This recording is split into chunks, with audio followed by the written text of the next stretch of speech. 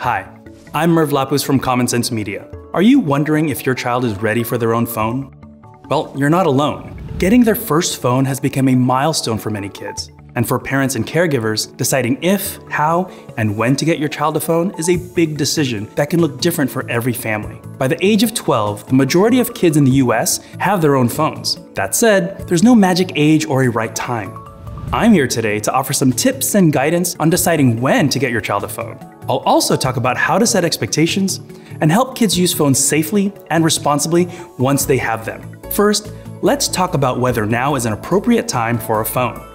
Before you consider whether your child is ready, we recommend that you think through your family's needs, resources, and values. You can start by asking yourself some key questions. First, does your kid need a phone for safety or coordination? For example, maybe they take public transportation to and from school, and you want them to be able to communicate with you if they need to. Next, if you gave a phone to your child, what would it add to your family life? What could it take away? Think through the potential effects this could have on your family, both positive and negative. Then, does it make sense for your family financially? If your child isn't able to pay for their own phone and phone service, it's a good idea to review your budget and the pricing options before moving ahead. And finally, is a phone the right device, or would something else do for now? For example, if your child just wants to text, maybe a smartwatch, tablet, or messaging app on a computer would be a better option. Once you've determined that getting the phone aligns with your family's needs, resources, and values, consider whether your child is ready. When you hand your child a phone, you're giving them a powerful tool for communication and media production. If you think your kid's tech skills are greater than their ability to use the device responsibly, pay attention to that gap. You may need to wait and give them more time to mature, or consider a phone with limited functions or extensive parental controls. Here are some signs that your child might be ready for a phone. Does your child follow expectations at home and school? The phone will come with your rules about when, where, and how long they can use it. You should feel fairly confident they'll be able to follow the rules before you hand over a phone. Do they take care of their belongings? Phones can be expensive and fragile. Consider what it would mean for you and your child if they lose or break the phone. Finally, is your child generally responsible? Do they follow through on tasks and commitments? You'll need to trust that they'll use the phone appropriately both at home and school. Now, one of the main reasons kids want a phone is for the social connection. Because of this, it's a good idea to also think about your child's social and emotional readiness for a phone.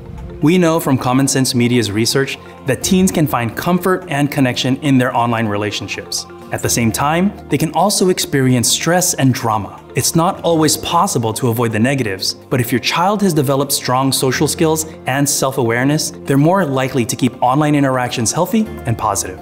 Think about how your child interacts with their friends in person. Strong communication skills and healthy relationships in person will help them better navigate the online social world too. Also consider how your child handles conflicts with friends. Online conflicts can be tricky and painful for kids. If they have experience resolving conflicts and show strong problem-solving skills, they'll be better prepared for any drama they might encounter online.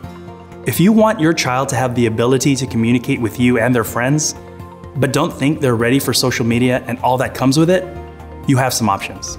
With some effort, you can limit what your child can do with a smartphone, usually by tweaking the screen time functions and parental controls. This can be an option if you're hoping to pass down an old smartphone to your child. You could consider one of the new smartphones designed specifically for kids like Gabb, Pinwheel, or Bark phones. These phones have extensive parental controls and monitoring options. You might want to go for a feature phone, which only has a limited range of functions like calling and texting. Or some families are looking at smartwatches as a kind of stepping stone before getting kids an actual phone. There are options that offer calling and texting to a limited contact list. If you're ready to take the plunge and get your child a phone, we have a few final tips so you can help them establish safe and healthy habits.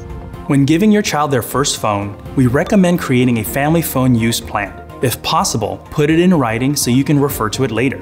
This phone use plan is a way to set expectations for how, when, and where kids can use their phones and which websites and apps are allowed. Before the conversation, try to think through as many details as you can and try to agree on expectations for a variety of scenarios. It's also important to keep phone time from interfering with school, sleep, or other activities like time with friends and family.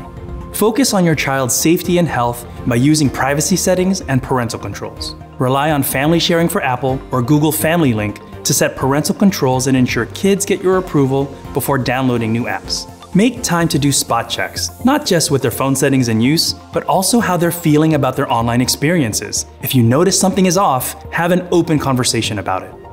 Above all, be a role model. Put your phone down when someone is talking to you and enforce tech-free times, like meals or fun family activities.